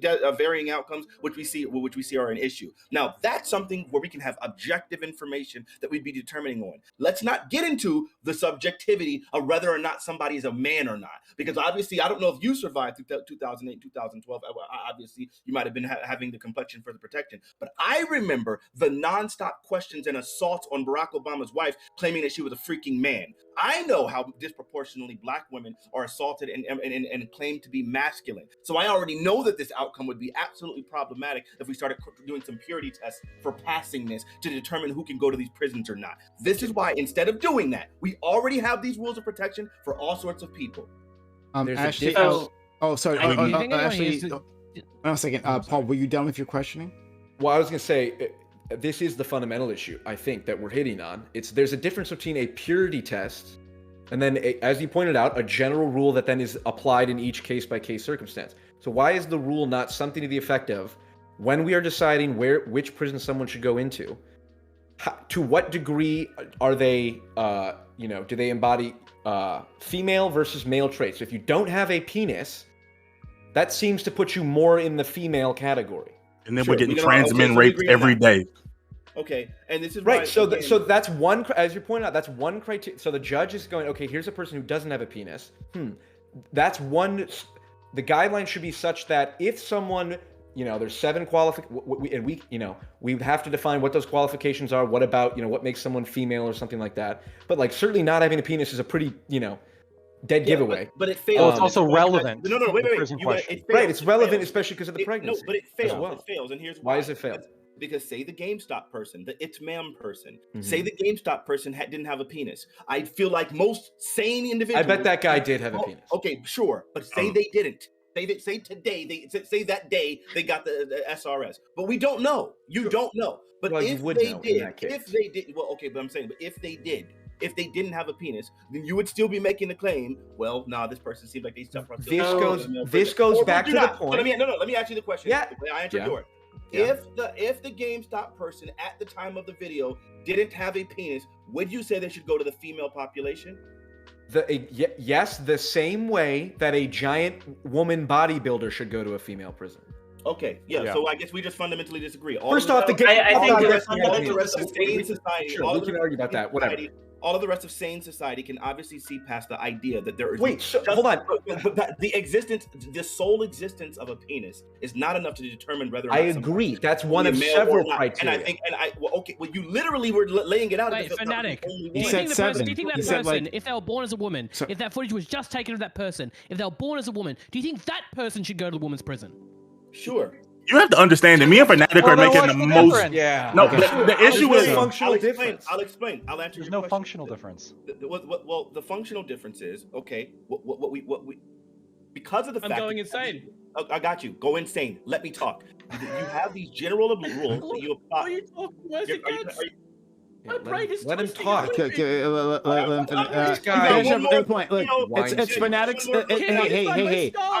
It's Fanatic's turn any which way, right? I'll let Ashley jump in because a lot of words have been said about this. So wait a second. I'm trying to tell you. Fanatic, it's your turn anyway. I want you to finish your point, right? And then let Ashley jump in because a lot of words have been said. And then we'll go to Bam and Kill, all right? Thank you. So, yeah, the general rule is, the reason why I would say that this person should still go there is because obviously I know if we start trying to make exceptions for bodybuilders or things like that, I know for a fact if that was a full-blown woman with a functioning vagina, I know that putting her into the male prison would be absolutely problematic, just as you do. You think it's a gotcha, but you're an idiot. So the idea is we have these broad rules that we generally apply that should protect the most individuals. To the male prison either. Stop, Kill. Oh my God, Kill. I'm gonna have to mute you, Kill. Oh my God, Kill. I promise you get your chance. I gotta mute you. I gotta mute you. Finish your point. He's muted. Keep going, Fanatic. So the idea is we have general rules that apply to all of the population, and it makes all the sense in the world. If you start looking for specific exceptions and trying to make these whatever, then it's going to end up creating a big problem. I don't know. I think everybody here would recognize putting a bodybuilder female in the male population prison is really stupid. So I get that like there's these French cases where these bodybuilders and stuff are going to be like disproportionately like having advantages within these prisons, and which is why you would put a person like that in a protected place or some sort of segregated place, right? Or you put that person in a higher security prison. Or you do things in order to make sure that you're protecting the rest of the population. Sure. Simply trying to say expose them to the opposite sex is obviously a problem. Fanatic, real quick. Let's go to no. We got it. A lot of. Yeah. I'll put you on the list. We're narrowing down the fundamental point. So good. Yeah, let's go to. I think I'm gonna hammer to that. Then Kill. I'm gonna do exactly what you Ashley and Lactoid. Sorry. Okay, I want to start off by saying, right, like I've been to gynecologists, right, because I've had some problem. When I go to gynecologists, right, they look for my uterus. Like, SRS can pass. I just want to make that clear. Like, there is a common trope that SRS never passes. SRS does pass, right? No, that matters. That matters a lot. So what I'm trying to say, right, and why this matters, and why I'm putting myself at the center of this, is because fundamentally, in a philosophical way, I'm not even saying for policies, I'm saying in a philosophical way, why would you separate me? I thought I answered that question, and I want you to understand. Because you're saying that it's transphobic, You asked a question, right? You're and now saying I'm that's trying to respond, and you just transphobic. immediately jump again. Why'd you do that? Yes. So yeah, let me answer. Let me reply. Okay, answer. Just in the, thank you. Yeah. So just in the same way, by the way, that like yes, those gynecologists are looking for your uterus. I want you to understand that when you go to a hospital, they still need to screen you at 40 years old for prostate cancer, right? So there's still going to be parts there that are going to be biologically driven, that we're going to be able to make policy off of, that people are going to like to be determining some of your medical care off of. All of these things make sense. So just because some people might be fooled doesn't mean that now all of a sudden we just automatically upend every law that's ever drafted with good reason. So, well, I mean, okay, good. I'm glad that we agree then. So you agree that they should be screening you for prostate at 40, for prostate cancer at 40. Prostate has nothing to do with prison. So then, in the same sense, we also recognize that you are still a male. While obviously you are a woman, clearly, I think that the idea is there are going to be people that aren't like you, that don't have the same body type as you, that are going to have different structures. And rather than having us sit there and start saying, okay, we're going to means test for a penis. We're going to test for a penis. We're going to test for the body mass. We're going to test for how long they've been on SRC. We're going to test for, and we're going to do all of these things, and then we're going to determine whether or not they go. It's just unrealistic. It's just this is a fundamental misunderstanding of why I'm asking. Yeah, that's why we keep cycling, because I'm not asking for a policy. I'm asking for like a philosophical position, because we can work off the policy. No, but you didn't. You gave me a policy position. So to clarify, what I'm asking is, if this is, let's say, the only trans person on trans woman in the entirety of the world, right? Would you be okay with me going to a female prison? Oh, sure. If I was making a policy solely based off of you alone, solely based on that. Probably. Right. I probably would. Okay, I don't think that gives us any closer to the answer. Probably. Sure. Why I need a yes or no here is because what we're trying to do is we're trying to set the bounds of the conversation, at least in the philosophical sense, right? And we can work off policy then, right? If we don't have a lower bound, right? If we're going to say there is never a point where a trans woman, in your opinion, in an individualistic sense, would be allowed in a female prison, there's no point to talking about the specifics, because you're never going to agree with the specifics. I got it. Right. But listen, I'll just say this. Policy I hear you, and I'll just say this one more time. And everyone else listening to this can go ahead and take this answer for what it is, and I'm just not going to engage anymore down this ridiculous rabbit hole. I don't think that you should be looking at policies based on individual. And I get I get that this person is sitting here trying to make this constraint, and they're going to continue to do that. I'm not engaging with that any further. What I've said from the very beginning, and I stand by this, I believe in the idea that you probably should make broad policy prescriptions that can generally apply across the board. When someone starts trying to make constraint propagation to test a limit, but then that constraint propagation wants to be a 30-minute conversation back and forth, that's no longer a constraint propagation. That's a rabbit hole. And so I'm not doing a rabbit hole anymore. We have these general rules, and that's the way that we should be talking about it. So there's no point in... Because when we want to talk about the rape case that happened in Illinois, or the 7 rapes that happened in the UK, and these disproportionate rapes that are happening by trans people taking advantage of the system, I think that we probably need to start talking more broadly about how to fix the situation, instead of looking at, hey, am I passing enough to go to a freaking female prison? Freak out of here. You're wasting my time. This is such a vital thing to answer. It's not vital, though. Such a vital misunderstanding here. This has nothing to do with the conversation. One thing. Wait, I haven't. This is my turn. Progressing this conversation. I was muted the entire time. Sorry. We're gonna have to move on. There is no progress in this conversation. You already promised me my turn. We gotta move on. Though. Okay. We got other people who need to go, right? So we got Kyo, who I'm gonna meet right now. I was after Ashley, I thought. Hold on. I said Kyo, Bam, and Lactoid. Didn't I say Kyo? I said no. You said Ashley, Bam. So you said Paul first, actually.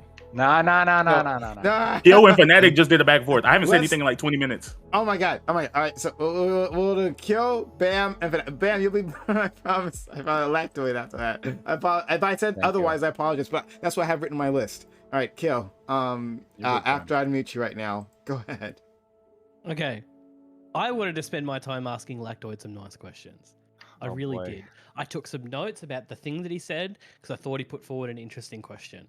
But, right, got this guy out here calling me an idiot. I'm going to respond. Right? This dude spent the entire night posting up a straw man, just putting little straw bits in there, right? Packing it up, getting the shirt, stuffing it right in, right? Nobody's talking about anyone passing, just going into prisons. Nobody gives a fuck about passing. Right? We went into this conversation at the start agreeing that identity isn't enough and agreeing that probably someone who's gone through the surgery and through HRT the entire time is probably there, right? We're probably talking about medical lines, right? About how much someone's sex affects their ability to function in a women's prison or a men's prison, right? So like, there's probably lines, like the Olympics seems to draw a fine line with it, seems to work fine there, right? We would probably agree that like at a point at which people can inflict violence upon one another, it seems like 3 years of HRT. I think it's a little bit longer. I'm just going off what Justin said, okay? I ain't a scientist. I trust Justin on this one, all right? It seems like 3 years is fine, right?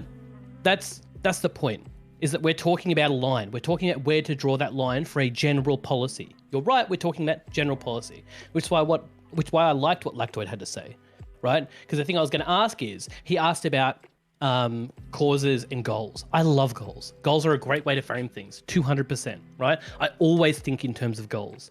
I think it's important to talk about what the goal of our rehabilitation system is and how we can best achieve that goal, right? And if we're going into these systems, we should understand the causes of the problems that we look to solve with those goals, right?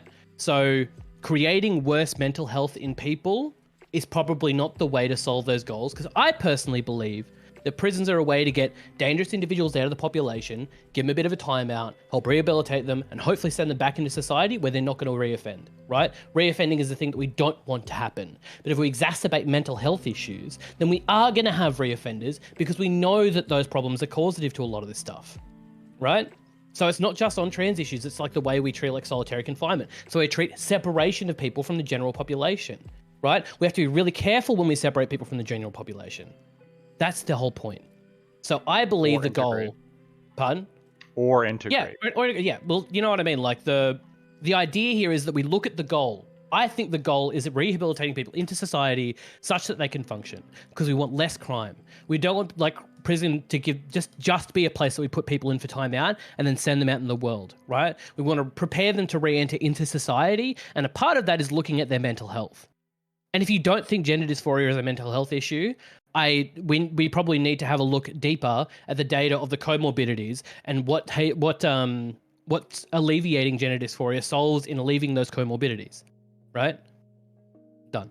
Okay. We'll go to Bam and Lactoid. Two things before I make a point. Number one, Kill said we're not talking about passing, and then used a bunch of words to describe what we define as passing. And to Did Ashley's, you listen to what I said? Yes, you said that we would look for some line, and then we would talk about HRT, and we would look at Olympic, like what you're describing with more words is passing. We're looking at people bringing. Wait a minute. I disagree with you, but I let you say it. I let you make the point. To Ashley, what Ashley said, the reason why drawing your distinct, dealing with you or dealing with that extreme doesn't get us any closer to the truth is anyone in here, or I'll ask you specifically, are you in favor of capital punishment? Like the death penalty? Yes, please. Ashley. Are you asking? Oh, yeah. Sorry, I misunderstood. Yes. You are in favor? Or actually, no, probably not. At least with how it's currently implemented. Okay. Maybe in the future if it was implemented. Cool. Now, you hold that position. If I describe to you, what about a person who would, like, every time you stuck them in prison, they're 100% gonna escape and kill more every time. Like, unless you kill them, they're gonna keep killing. And I told you to give your opinion based off of that person. You would say that has nothing to do with your broader position, just because I can name some extreme situations. I would actually stand by that. Yes, that does.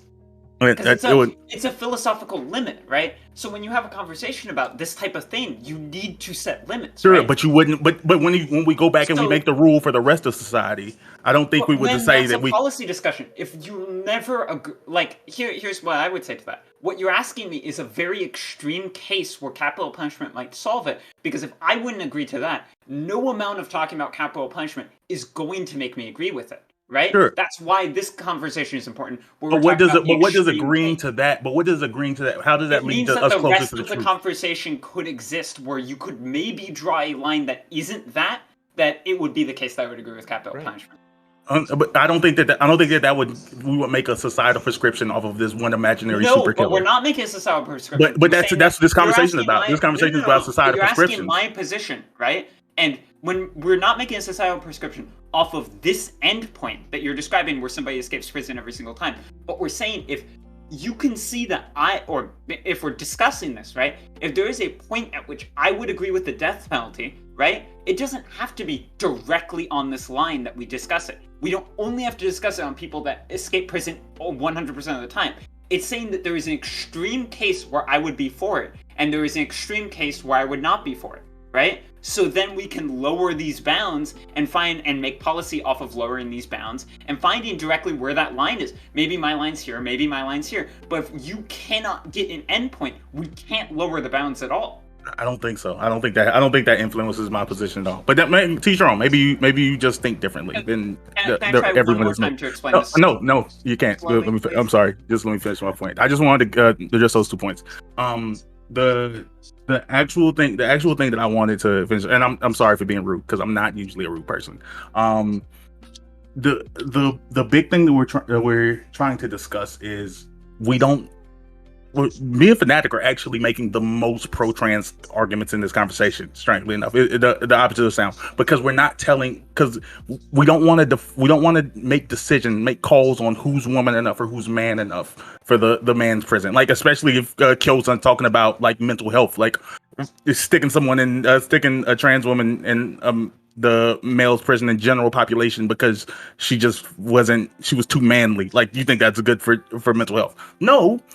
We should decide that instead of making calls on these things, again, instead just put none of them in general population, have a separate area that we place like we currently do as a protected class, and then we're doing the best by all trans people. And no one in this conversation, again, I brought it up like 5 times, and nobody's wanted to deal with it. Nobody wants to deal with trans men because if we're talking about we're cool with trans people, but no one wants to.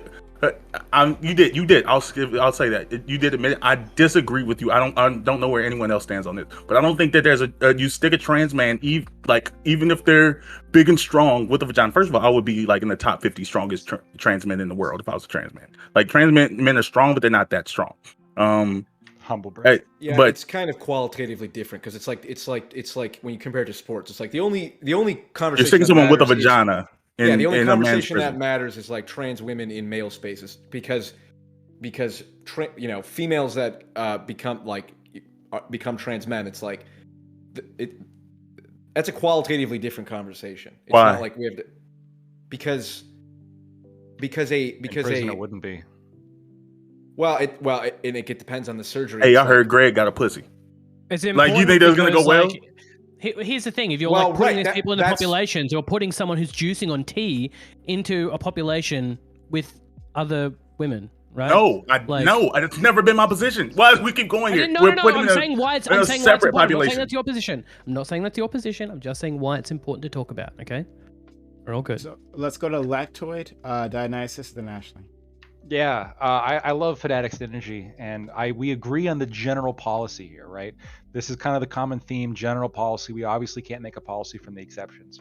Where I think we diverge, though, and where I agree more with Kaio-san and Paul, is that I think general policy needs to be based on some kind of functional measurement, right? Like, if we have a general policy just based on like whether or not they happen to have been born one way or another, I'm not sure that's satisfactory to me, when we could base the general policy off of some kind of functional measurement that's relevant to the goals we have and the effects that imprisonment can have on society, right? So when Paul said, hey, look, like, penis is relevant when it comes to this stuff, it is. To some extent, it is, right? And that is at least, you can make arguments against it. You can say it's an imperfect functional measurement, but it's at least a functional measurement as it pertains to the goals and the incentives and the ramifications that come with having a prison population, right? Whereas prostate is not. Right. Well, while some other things may not be, right? So that's the lens that I think we have to view this in, because if we're not basing off of some kind of functional measurement, it's completely arbitrary and it's completely subjective, right? Because there's no reason why we're picking this one thing. If there's not like an actual demonstrable reason why we're not just picking one thing, well, then we could pick anything. We could pick any reason to separate prisons unless there's an actual justified reason to do it based on a particular characteristic. Like, if Fanatic, if you're going to say, well, let's separate prisons just based on whether or not you were born a man or like born a woman, even though like that might not be functionally relevant, like, could you not just say, well, let's separate prisons based on something that's also not functionally relevant, like race or like ethnicity or like national origin, right? You could pick anything. And it also, and the other problem is too, it's like, again, the solutions that are being offered here are, well, if we just had the resources, we can put those people in special protection or whatever. It's like, that could be the answer to everything all the time. But the question is, all else being equal, because obviously everyone agrees here, well, we could just reform the prison system and improve it and provide more resources. But all else being equal, is it just going to go, whatever you're born as, that's where you go? Or is it, hey, how about we just, there's maleness and femaleness, it seems like, and if you have a penis, you're probably more towards the male end, and if you don't have it, especially as it relates to rape and pregnancy, which are also relevant to this conversation, that's the criteria. So if in principle we could have criteria for, maleness and femaleness, and there's multiple different, you can do it chromosomally, secondary sex characteristics, there's different ways to evaluate it. If we could come up with some basic ways to evaluate whether or not someone is more male or more female, it would seem to make sense then that the guy who just says, I'm a woman, and after he's committed, a sex offense, like, well, clearly he's a male, so we're not even going to consider that. And then someone like Ashley, who's like post-op, and in all the functional ways is essentially a female, even though, chromosomally and technically isn't.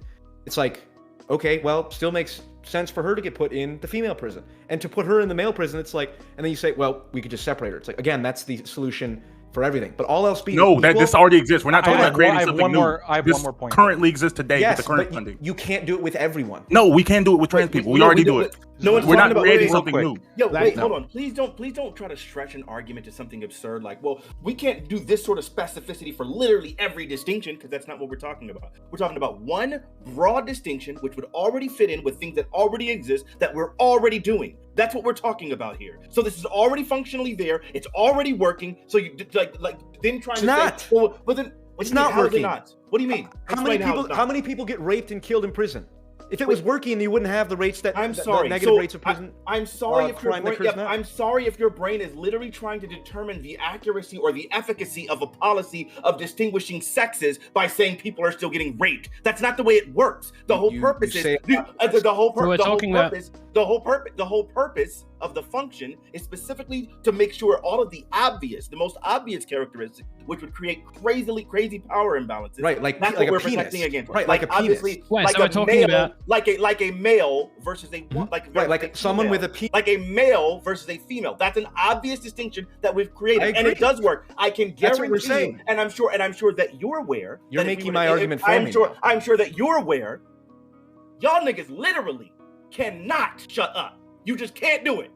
That's Shut ironic. Up That's ironic. Shut up while I'm talking. Shut up while I'm talking. I have one more now I'm point. gonna finish my point. Now I'm gonna finish my point. So anyway, so we obviously recognize. I don't know why I'm raising my voice over you idiots. Just shut up when I'm talking. It's that simple. Maybe stop being so rude. So now, obviously, the principle is we create again really broad distinctions to when we recognize like a very severe level of harm or a very severe likelihood of harm, right? Agreed. So obviously, like we've already laid out a few of them, like when it comes to like homosexuals within certain populations, when it comes to police officers, when it comes to sex offenders, and it's not like there's something inherently about sex offenders that makes them more vulnerable, but it's that you start to recognize the culture within prison population. So you start saying like, wait a minute, in prison, if they find out that you're a sex offender, then they have this honor amongst thieves and decides, oh, you know what, this person's not fit to be part of our population, and so then they end up trying to like go ahead and violate those people. And we recognize those people were getting murdered so insanely and it was brutal. So then we decided, well, it's inhumane to put people into prison where it basically functions as a death sentence. So we did that. That's not something where we're looking at every individual, whatever, so on and so forth. Like I mean, it is something where we have to be like discretionary and determine who's homosexual and who's not. To be honest with you, I don't know exactly how they do that. I just know that that's the functioning system, and it does seem to be rather effective because obviously you have full transgender people, and I think all genderqueer people are in that situation. So you have transgender people who are just there in the same place with the homosexuals, and it seems to be functioning. It seems like those people aren't getting preyed on, and so on and so forth. Disproportionately, it seems like that's a working system. So if we already have, we recognize like the alphabet group already has its own like LGBTQIAN plus and all the other extra, whatever digits. So if we already recognize that this specific class, we're already collecting these groups specifically for a reason, then it makes sense to me that in the same way in prison, like we're already doing, we could probably put those groups in a collected group as well, so that they can be protected. And we don't need more resources. We're doing that now. We're gonna let Paul respond to the specific called out. Lactoid, I know you got one more thing to say. Then you'll go to you. We'll go to Dionysus. We'll go to Ashley, and then Doobie and Fanatic. Okay. Fanatic, you can respond to anything else after that. Right. So please, Paul. Fanatic, do trans people experience higher rates of violence in prison? I actually don't think so. I don't know, but so. I think because they're in protected places, I don't think so. In the places in which they're segregated and they're with the homosexuals and other, when they're segregated from the general population, I'm pretty sure that they. I'm pretty sure cis black men have the highest rates of violence. If that's true, I think. Well, yes, I think that's true. But if it seems like it's effective. Well, and to be fair, I actually don't know the data either. My assumption was that trans people face a higher risk of violence in prison as it's set up. And I've been explaining to you the whole time that there's a segregation. Let me respond. There's a couple points you could make. You shouldn't have said that. Something working now. First off, as you pointed out, there's cops. There's all kinds of different people that want to get special protections. Right? Everyone who is killed or attacked in prison, in principle, wants to go to this special protection area. And you've drawn arbitrarily. You've said, well, LGBT people and cops, but who are you to draw those lines? Why not someone who is really small, or someone who has, a specific mental illness, or someone who is there's any number of individual reasons why an individual should be able to be put in that special protection. And syndrome. When everyone's super, when everyone's special, no one is. So it's like to say that. Well, if eventually more and more trans people are moving around different prisons, we'll just put them. What happens when those special protected areas fill up? What's the solution there? We have to start. We can't allow everyone in.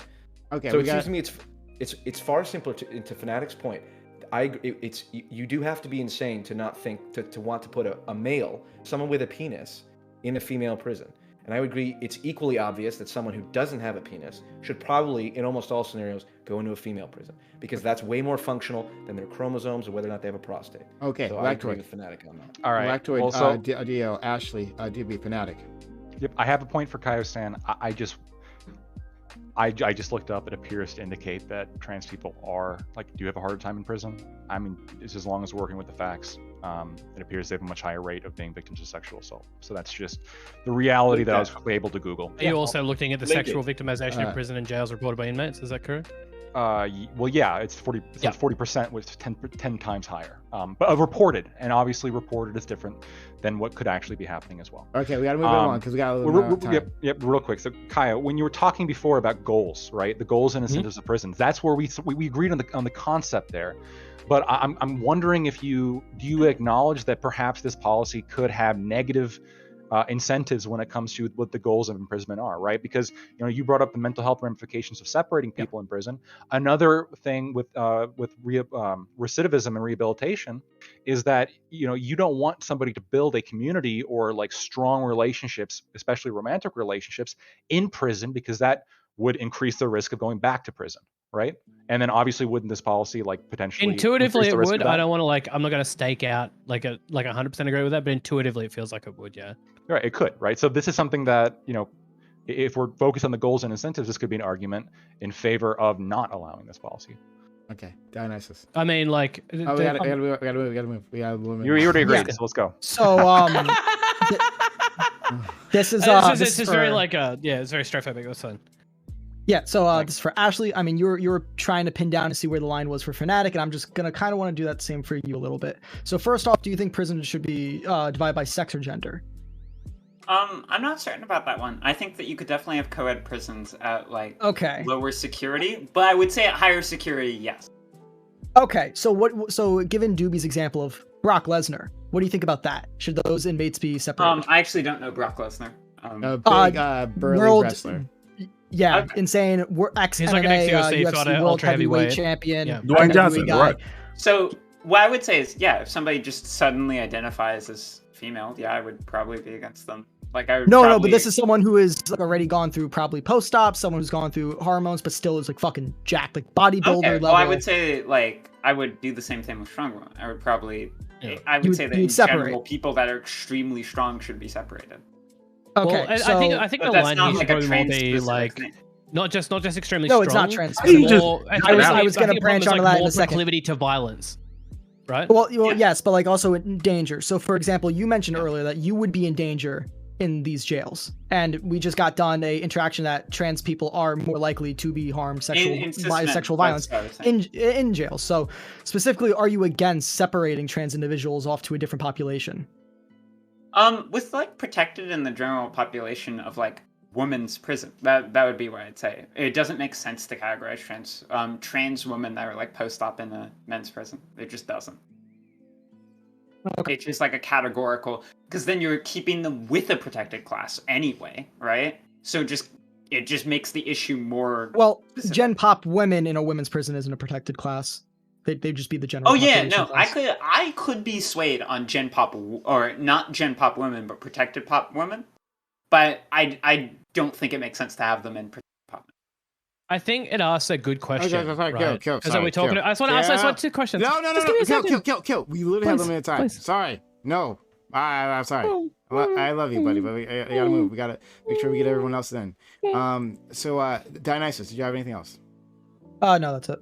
Okay, Ashley, it was going to be your turn anyway, so if you have anything you want to follow up with, I find it amazing how me and Paul managed to nail down that this conversation is about ice cream, and we have two people saying that they don't like ice cream, and we're pointing out that we can't really talk about like our favorite flavors of ice cream if two people don't like it. So I just want to say, good job. I'm amazed that we agreed on that, Paul. We haven't agreed in the past. I find it very interesting. And you will say okay, it. All right, after, you're right. You will You're right. say after Doobie. I promise. All right, Doobie. Yeah, I'm just kind of curious because Bam keeps saying, "Hey, we do this already. We separate them already," but that's actually not true. Like, if you're gay in a men's prison, you don't automatically go into like a protected population. Right? We do have those kind of places for people when they're at risk, when they've been threatened, where there's like some kind of like chance of harm toward them. But not all gay prisoners are there. Not all trans prisoners are there. There are plenty of trans and gay prisoners in the general population.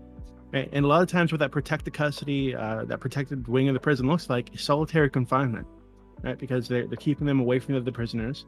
They don't interact with them at all because the other prisoners are a risk to them. So if you're suggesting that the solution here might be to put trans people in solitary confinement for extended periods of the day to keep them from other prisoners that might want to harm them, that seems kind of cruel, right? When they're saying, hey, put us in the women's prison. We identify as women. We live as women. We're women. And you're saying, well, we can't do that. We're going to keep you in the male prison, but we're going to stick you in solitary confinement, somewhere away from the men. Like, why not? Like, would you even be in favor of like moving them to the protected wing of the women's prison, or does it need to be the male prison? No, I don't understand. I said that all trans men and trans women should both be in the protected sector of the women's prison. Like, I don't think they should be in the men's prison at all. But wait, you put the trans men there too? Yes, the trans men. Yes, the trans men shouldn't be in men's prison. A really quick response, Fanatic, and I'll be done. The thing is, obviously, there's bad prison, but I'm saying that there is a functioning system that seems to work. It's not like we said, it's with the LGBT community. We also do this with the elderly population. If you're in a prison that deals with a lot of violence, they have sectors specifically for the population that, like, once you turn like 65, 70. What do you mean by it seems to work? I'm saying that. Yes, because I know you can point to a statistic across the entire board, across I'm not talking about statistics. the worst. It seems to work, but it seems like there are a ton of trans prisoners. Again, you're appealing back to exactly what I'm saying. No, I'm not pointing to a statistic, right? You keep saying, hey, it seems to work. Yes, there seem to be good prisons that do this. Asking to be transferred to the prison of the gender they identify with. Right, because they'd be more comfortable there. They feel like they're not safe in men's prisons. Sure, they just want to be there. Saying, well, hey, yeah, sorry, your situation works. I know that you're requesting to be sent somewhere else. I know you're saying you don't feel safe, but hey, it just seems to work, so we're going to leave you there. Like, I don't understand how you're justifying. I don't understand how I've put everyone in the women's prison. So again, you're still trying to push a straw man. I'm saying that there are models that currently exist with the current funding that we do for, like I said, not only LGBT people. We do this for, like Fanatic said, for sex offenders. We do this for police officers. We do this for elderly. This is possible. What do you think that looks like? Look Do you at think that because you're speaking as if this is like just like a separate wing of the prison where they put people that are Yeah. more at risk, have you right? But a lot of times that doesn't look like the rest of the prison in terms have of like you looked at you don't they know don't how have the prisons ability work. to move around and interact with people in the same way. Wait, that but the it's not other You don't know how solitary you don't know confinement. how Don't try to prisons say work. Wait, hold on, that. Prisons are a lot of time it is solitary confinement. No, but it doesn't have Yes, to be it that. does. Of course it doesn't That's have to be not. that, But but that's I'm not what I'm asking what it advocating looks like. for. But So wait, hold on. I'm trying to explain to you Wait, how it looks like. really Don't ask me a quickly, question and don't let me answer. wait, really quick, Bam, just really quickly. So you have trans women and trans men. Do not in say the solitary confinement. in the protected section of a woman's prison, right? So you still in that scenario, you still have males and females in This the will be same pointless space. if you let me answer. Hold on, you have males and females in the same space. Why is Yeah. that not a problem to you? Because sex isn't. The first thing I said was sex isn't even my priority issue. My issue is violence. Prisons have a level of violence, and I think that they're a small enough community that you can have enough guards to better respond to them. The second thing that looks like is prisons aren't like.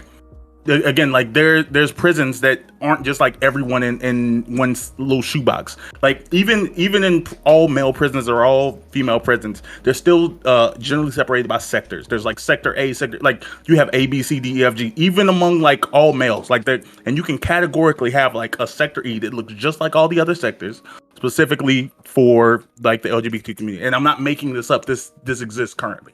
Not in every prison, but I'm saying that there is a model of prison that there are plenty of prisons that do this. Wait, so you like segregate them into? Why not just keep them? Why not just have one with the rest of the population? If they feel safe doing so and they want to do so, why not? Why would you like segregate the entire LGBTQ population? We take so many. We take away prisoners' rights. We can make decisions that No, we think I'm not are best asking for you. I'm not society. talking about like. Of course, we take Because you're telling me what I'm asking to do why what they you're want. I advocating don't care for what they taking away want. for segregating this entire population.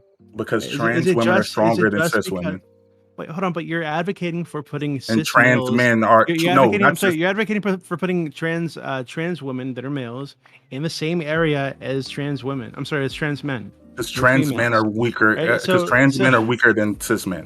Wait, hold on, but a lot of times trans men aren't taking HRT. They don't have access to it, right? So like, they're a lot of these people are gonna look like women, right? But they're gonna identify as men, right? So I don't understand. I wouldn't put them in a cis male prison. Sure, I don't understand what you're looking. What you're concerned about is violence between like males and females. Yes, because I think there's a small enough Why you'd be population of these okay people. with- I'm trying to explain. Because I think there's a small enough population of these people that we could adequately put enough guards to have better protection for themselves from themselves and for everyone else. Do you think? Would you be in favor of segregating prisons by race? No, Why not? because If it would like cut down the amount of like racial violence that happens in prisons, which is a lot. Like, why wouldn't you advocate for segregating them by race? I think it would make the issue worse. Why? It seems to be that like prisons are already generally pretty racially segregated, like naturally. Well, yeah. It seems like furthering that. It's segregated within general I don't. population. Do you want to right? answer? Do you want to answer? Hold on, you're saying some dumb shit, so I want you to be He very doesn't clear. want to answer. Okay, so your priority is minimizing violence. There's racial violence that happens within prison. You're Yes, and I think that separating them would make it worse. When you go to prison, you need to choose between like different racial groups, finish, right? Do you have to move along? So Bam, finish up. Yes, I think that like I said, prisons are already do a job of self-segregating themselves, like based on race. And I think like expediting this anymore, which some prisons actually do, seems to be that there's certain times when they cross, either coming to the yard, leaving the yard. Like when these communities cross and they have zero interaction with each other, it seems to lead to more violence. Okay, let's go to Fanatic. Fanatic, you can lead us off. Thank God. So yeah, it was really, really rough having a conversation with someone who's like literally being dishonest and saying, you know what, man, we need a limit test at the very beginning. So let's go do down this rabbit hole where the conversation is centered on me. And then while never exposing the fact that they were like literally on the opposite end of the spectrum and just saying, we shouldn't be segregating at all. Like what the freak? There was the limit, but you never wanted to divulge that one, right? Anyway, and I think it's also interesting that like we're having this whole conversation and none of you niggas have literally ever understood how prison worked. It's crazy to me. So yes, I'm glad that you gave me that statistic. The problem is, like, I was reading the article and they were specifically talking about a place in Arizona, which literally wasn't even doing like that's where the case that led them to give the statistic was specifically the fact that Arizona wasn't following any of those guidelines. They didn't have like segregated population. They didn't have them under security. There's literally federal mandates that specifically say that a prison is supposed to to be monitoring people who are specifically at risk in order to guarantee that those people aren't whatever. But then Republican states are often abusive towards their inmates, and that's something that's happening. He probably doesn't even know that's a Republican state because he's freaking Australian. So anyway, so the point being, I can totally get why, yes, that they could still be at risk if we don't end up doing all the provision necessary to protect them. If we don't have like protected supervision for those types of individuals. If we don't segregate them into like independent wards and things like that. But that's the problem. Like some states do that, and then we could probably look and see that those numbers are significantly lower than the states where we wouldn't. The reason why we even came up with the policies in the first place was because we recognized were happening. And the federal government came together and said it shouldn't be just the assumed thing, punishment for their crime, that they're also victims of sexual assault. It's dehumanizing and so on and so forth. So we need to eradicate that kind of things. That's literally, I think it's the PREA. It's linked in your freaking article. There's a whole reason why we did these things. So that's what I think I'm in line with those things and saying that those things need to be done and also apply towards trans people, which we're doing in certain states. And so then in those cases, we could probably avoid the typical thing. They'd probably be safer and more protected than obviously the general population. And yeah, but they're not doing that everywhere. I think this whole concept, we would have been able to have a really healthy conversation if it wasn't for the fact that people just automatically going in there and trying to limit test everything and then refusing to genuinely engage or going down the crazy rabbit hole this entire time. Okay. I'm glad to see that. Last thing.